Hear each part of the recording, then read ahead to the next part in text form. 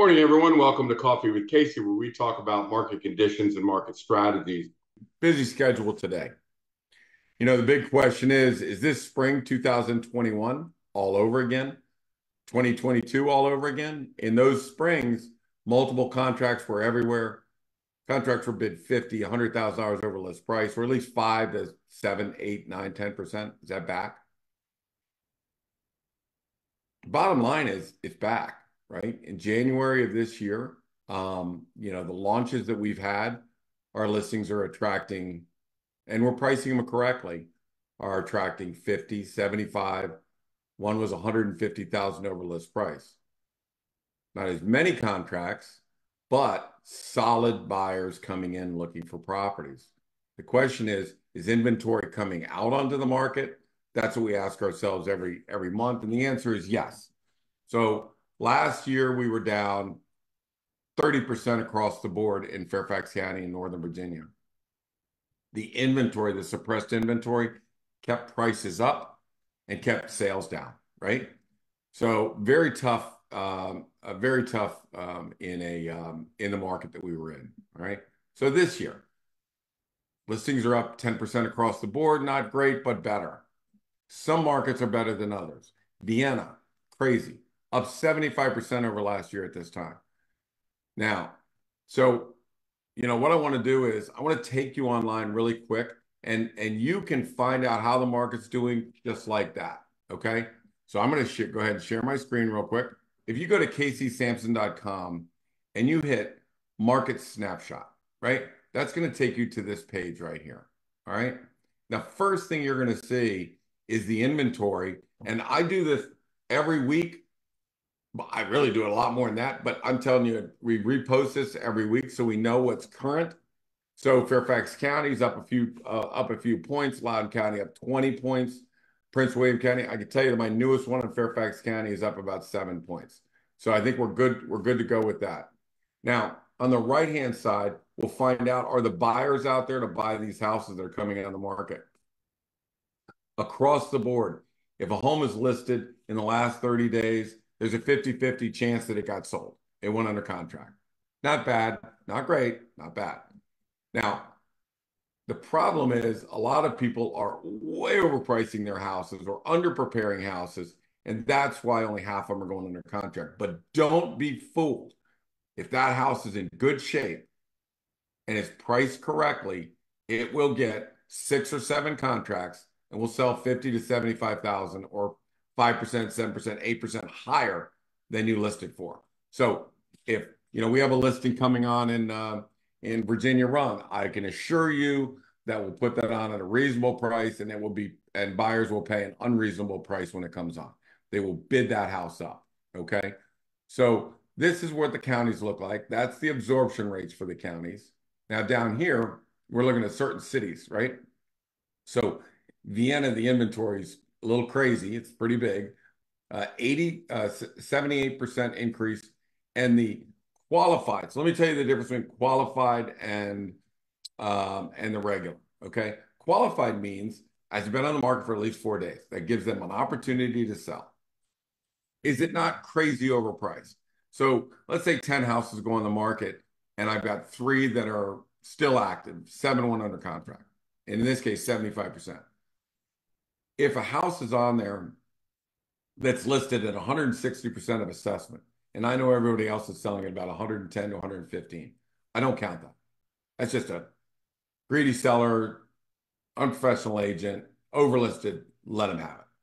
Not going to skew our numbers. So I take out the not qualified listings, and I just said, if a home was listed relatively reasonable, what percentage of that went under contract? And you can see it's 70, 80, 90%, right, of what's going on in the market. The average is that 76% of the qualified inventory has gone under contract. So what does that tell me?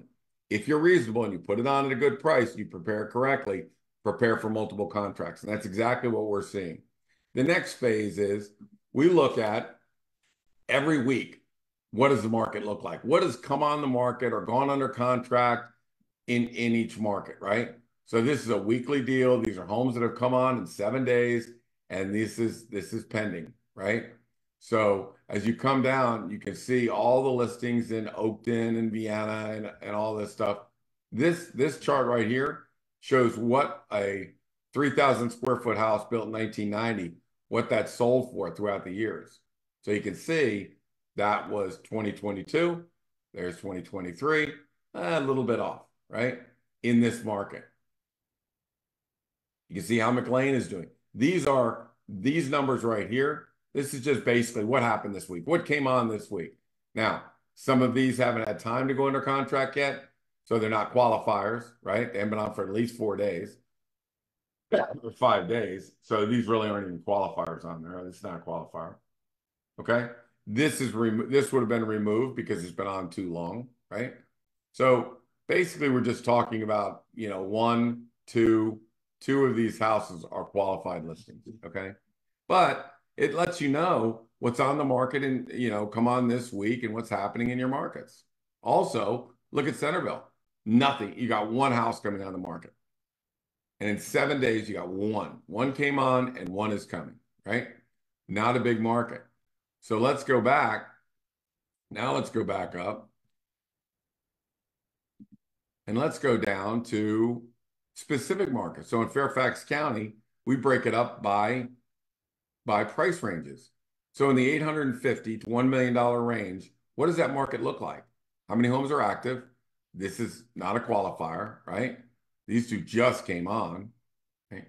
So we look at what's expired, what's gone pending, what's active, and what's closed, what's coming soon. So for every price range, you have a market. So I'm looking in the million to 1.25 million. That's what's going on in that market. This is what's going on at 125 to 1.5.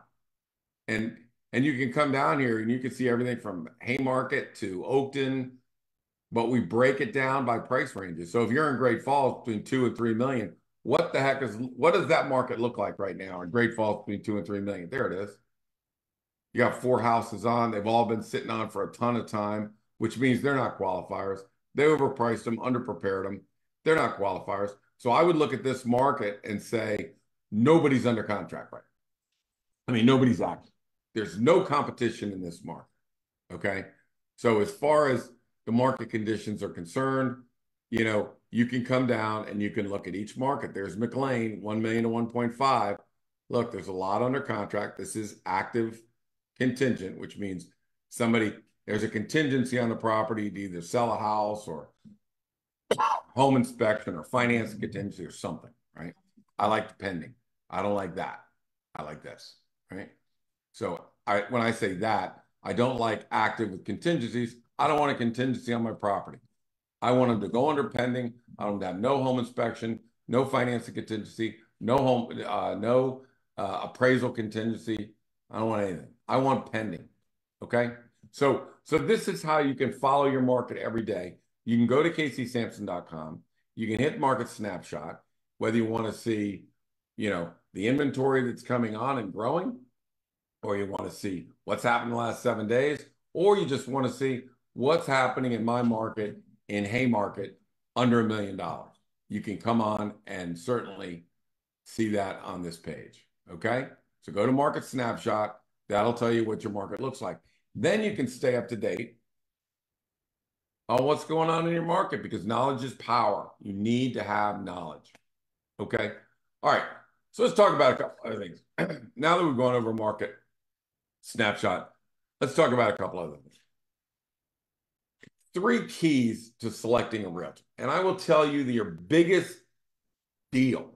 And you can see all these 240 days, 215, see all the days on market, right? That's death, right?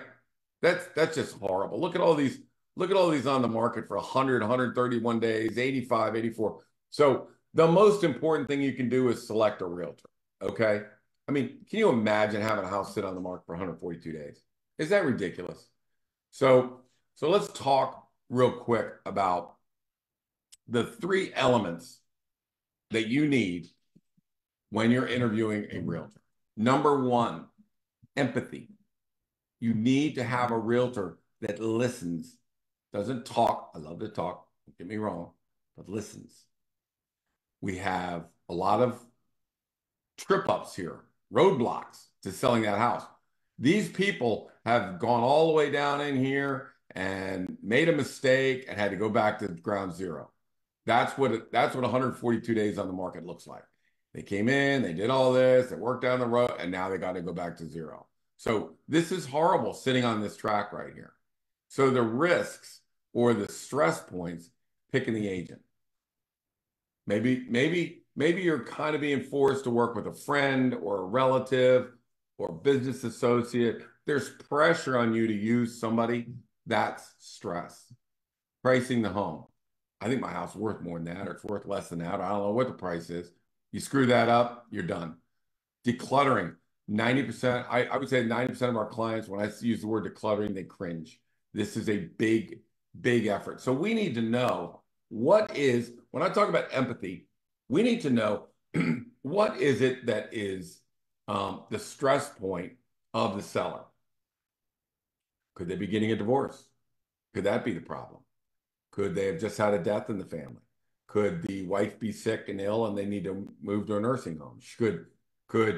What is the stress point here? I've got 30 years of clutter in my house. That's my biggest problem. Got it. Because before we can reach into a tool chest and help a seller, we need to know what tool to use.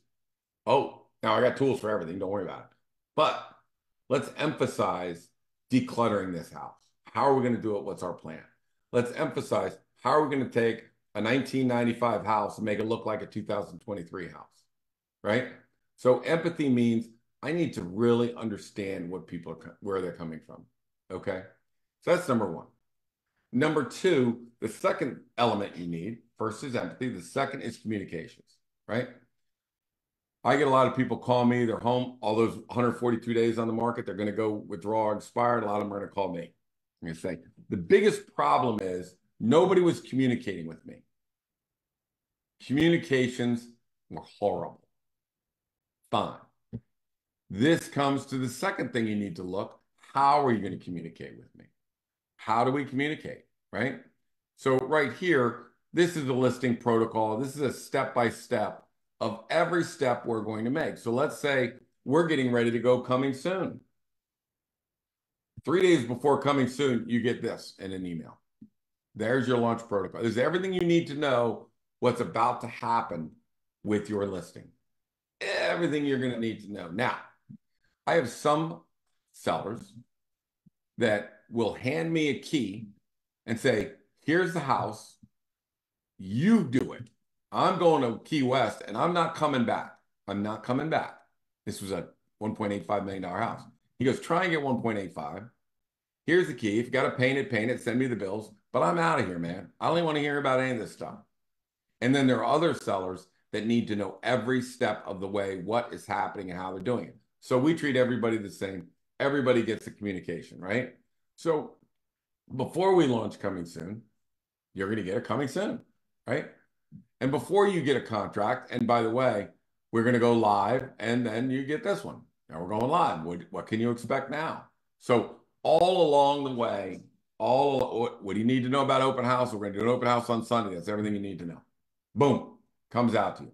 So we're going to keep peppering the seller with communications on what is happening. What is the protocol? Let's talk about showing. In some states, a listing agent shows up at every showing, not in Virginia. In Virginia, we don't show up at showings because A, there's 20 of them on a Saturday. No human being can last for that. We don't have one showing every week. We have 20 showings a day sometimes. So it's not practical, number one. Number two, if a listing agent shows up at a listing and a selling agent is showing the house, it inhibits them. It inhibits the buyer. It creeps them out. They can't talk freely. You make them feel uncomfortable. That's the last thing we want them to feel. We want them to be comfortable. Take your time. Look around. Talk trash about the house if you want to. Not going to hurt anybody's feelings. If you have a problem, your agent's going to tell me about it. We're going to come up with a solution. But so you need to have communications. That's really the next part of this. Okay.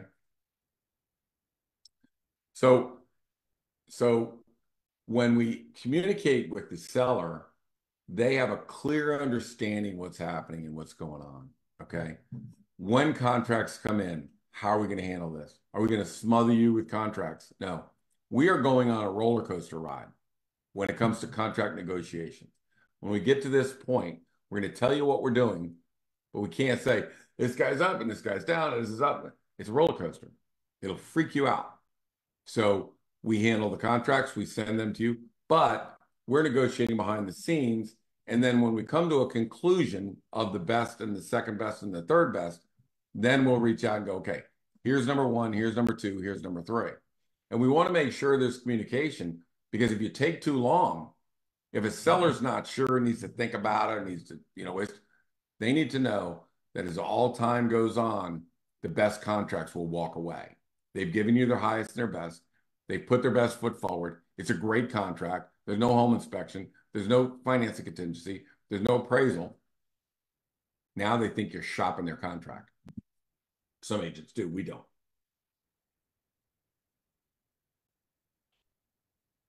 We like to get our sellers, once we have the highest and best by the deadline, right? Then we'll make a move on the best contract, because they know we're not shopping them. We've already shopped them. Everybody's had ample time to see the property. Do any inspections. If you want to do a pre-inspection, that's fine. And we have a clean contract. And now let's move on the contract. Now think about it for 3 days, because every day that goes by, you're going to lose a couple contracts. If you lose the best contract, sometimes you could go from 1.5, the next closest contract, 1.425. $75,000 loss if you take your time. And that's why we need to communicate that we cannot wait to drag these contracts on, because it gets personal and they walk away from it. So anyways, first one is empathy. The second one is communication. I think we've beaten that one to death, right? And the next one, right? The next one on communication is professional execution, right?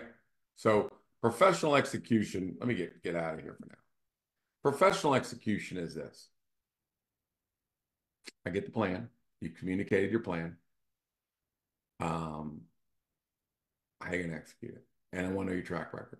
How are you going to do this, right?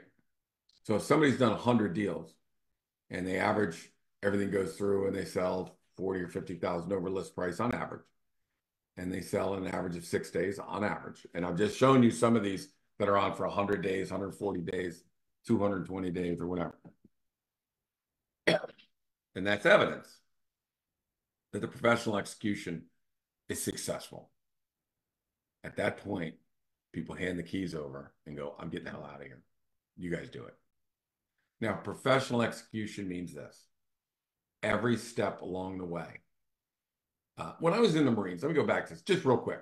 When I was in the Marines, they teach you that whatever job you have in the Marines, you do better than everyone in the world, not in the neighborhood or in the county or the town, or you do it better than anybody. And I remember looking at a guy fixing a truck and thinking to him, a Marine fixing the truck, going, he must be the best mechanic in the world. He is just that good. I don't care whether you're a rifleman or you're, intelligence, you're recon ranger or whatever you're better at what you do than anyone in the world. Silent drill team, no doubt about it. Better than any drill team in the world, right? That was just the mentality you have. So across the way, professional execution means every step along the way. That guy walks in to show you how to declutter your house. He's really good at it. I mean, he's a professional. Somebody's setting up the house, 10-year experience. They know what paint color, they know this, they know that, they know what to do and what not to do, right? So we have outbound. How do you get it out? That's one professional. How are we going to fix it up? What's coming in? That's the next professional. When we negotiate contracts, better at it than anybody. Pricing, better at it. Spent 10 years just working on pricing models. I know predictive analysis. We know what the price is. We got you, So professional execution means along the way, everyone you meet with or talk to is going to be a professional. Julie, rock star. Michelle, rock star. So Ferris, Eway, Johnny G, Morgan, Kelly, Pat. Anyway, Anybody you meet is going to be a professional executing the plan. We have people that will fix up the house, right? We trust them so much. I we had one that had a massive pool in the backyard, and we went into Tyler Ross, who's a genius at fixing problems. And I'm like, dude, I got leaks in the basement. It's, they're running in here. I got a pool in the backyard, and I got a sport court out here that's got to go. Give me a plan. And let me tell you something. Magnificent what he did. People fixing up that house, Jimmy going in, fixing the house up, getting paid at settlement, money. The Cedro, price is better than anybody in the world. Cedro's worked with us for 10, 12, 14 years. Beautiful. Anyone you meet is going to be a professional that comes along that line. 1, 2, 3 jump, professionals. All-star movers, awesome. So professional execution means you're in the hands of a professional no matter where you go. And they have time and they will communicate. Again, when people come to me and their house has been sitting on the market for 42 days, they say, I call my real estate agent, but they don't get back to me for like 3 or 4 days. 3 or 4 days?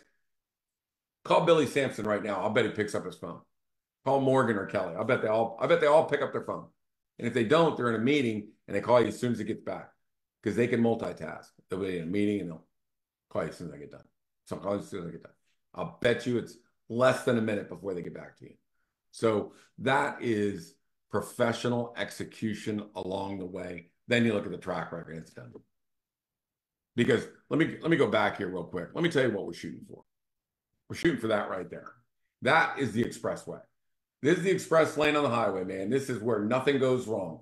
This is professionals pricing, no problem there. Decluttering, professional. Home prep experts, professionals. We have a short showing period because we priced it right and we tested it. We know it's going to be a short showing period. These are all of the stress points of the transaction. Multiple contracts, no stress on my seller. Stress on the buyers and their agents, not on my seller, right? If there's no inspection, there's no stress.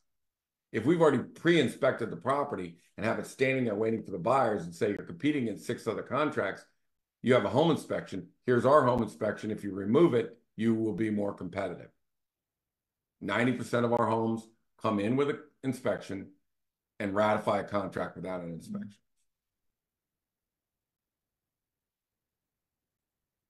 Ask any realtor, for a seller, the most stressful part of the transaction is decluttering. Inspections, you just want to kill yourself. I mean, you literally want to kill yourself.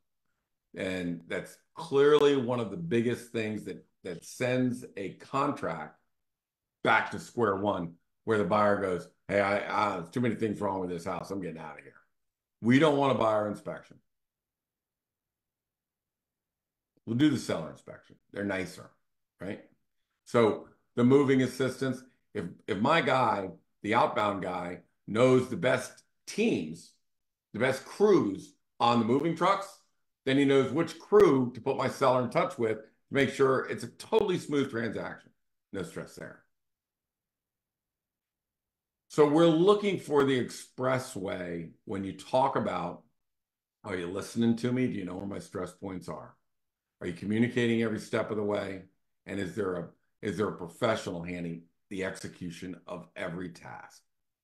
And if there is, you're on the expressway. And the difference, money-wise, could be $50,000, could be $100,000.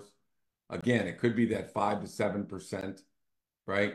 So on a $1.5 million house, let's call it 175 to 100,000 bucks.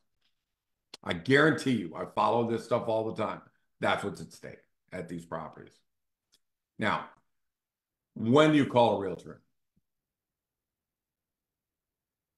When do you call us in?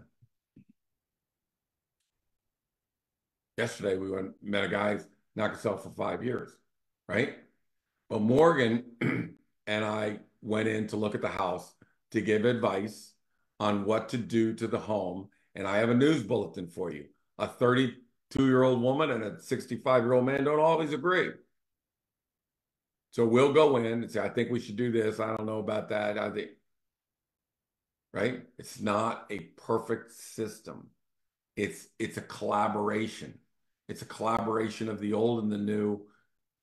Where do we have to spend our money? different eyes looking at it from different areas. So we can go in 2 years, 3 years, 4 years, 5 years yesterday ahead of it. But he's getting ready to spend $100,000 on a kitchen. Should he do that? Absolutely not. Absolutely not. Why? Got 2 bathrooms upstairs on a big mansion. 2 bathrooms upstairs. Need to find room for a 3rd bathroom. We need to fix up the master bedroom bathroom. Looks like a cave in there. We need to make that look like a $1.8 million house. So take the money from the kitchen, create a 3rd bathroom upstairs, because that's what's called functionally obsolete. If all the homes have 3 bathrooms upstairs and that one does not, we need to put a 3rd one up there and let a space planner find out where it's going to go. The geniuses. Again, put it in the hands of a professional, let them handle it. Master bedroom, bathroom, got to fix it up. But guess what? Main level master bedroom. There's a master bedroom upstairs too. So you've got to take some of the money and put it downstairs, some of the money put it upstairs, and make sure that works. So, you know, when the collaboration works, we all agree on the course of action that you should take on kitchens, bathrooms, paint's easy, you know, hardware. If I'm selling an $8.5 million house, should it have six panel hollow core doors? No. Every dollar you put into the house will return money. It's not an expense, it's an investment. Invest in the house. Make sure it looks fine, right? Make sure it looks like what people are used to seeing when they walk into a $1.85 million house. And there you go. When do you call your realtor? Whenever you want. If you're going to make it, and by the way, drop the paintbrush. Do not paint your house. Don't paint the house. If you're going to sell within the next 2 years, then put the paintbrush down. If you're going to live in it for 10 years, I don't care what color paint. I've seen some weird colors in houses. Color whatever you want. But if you're going to sell within the next 2 years or 3 years, do not paint that house. You got to call us up. We'll at least give you the, you know, what the current colors are. And you know what? There may be, it may be going from gray to a tan or a taupey, or maybe going more to a greenish oyster bay or whatever it is. It really depends on the house. It depends on the flooring. It depends on the kitchen. It depends on what everything else is, what color you're going to paint that house. So that is basically, you talk to Billy and Morgan and Kelly, you get a college master's degree class on painting, right? Billy, master's degree on lighting, right? So bring the realtors in early. Couple reasons. One, they have contractors. They know who to call. 2, Morgan and I, or Kelly and I, went into a house, and Michael and Sons was going to put in $180,000 worth of kitchens and bathrooms. And so they asked us to come by and see the house years ago. And kitchen was current. Bathrooms were current. Looked great. So I went down, and the wife and the husband were standing there. And I told the husband, I said, look, if you're going to throw away $180,000, go buy a boat. At least you can have some fun, right? Because if you put kitchens and bathrooms in this house, you're wasting money. You're throwing it away. So if you're going to throw it away, go buy a boat. And the guy goes, all right, you got it. And you know, he's happy, and I'm happy, and the wife is happy. So we don't like to waste money. We could tell you what's appropriate because we walk in these houses every day. We could tell you what's customary and what makes it look updated. And I will tell you this, one reason why we don't spend too much money in your house is because, let's take one person that put $150,000 worth of upgrades into their house. They're only getting 50 back. And let's take somebody that didn't make any upgrades in his house, but we come in and put in $20,000 worth of, little updates, right? So we're going to make more money than the person did. They're going to lose money because they have $150,000 invested in that house. They're only getting 50 of it back. They lose $100,000. All we did was put in 15 and got back 60 or 70. We win. So when I say the decision on how you sell and what you sell, there's tens of thousands of dollars at stake. If I'm wrong, it's because that price is too low. $100,000 at stake. My name is Casey Samson. You've been listening to Coffee with Casey. We're here every Thursday morning, 10:30. I'm not sure I'm going to be here next Thursday. What day is it? It's the 1st. You've all got 7 days, shopping days left before my birthday, next Thursday. And I don't know what I'll be doing. Maybe I'll do the show. But anyways, thank you for joining. Kind words that people send to me all the time, appreciating what we put out here. So if you're looking for me, I'm at casey@caseysamson.com or 703-508-2535. We'll see you again next week. Bye now.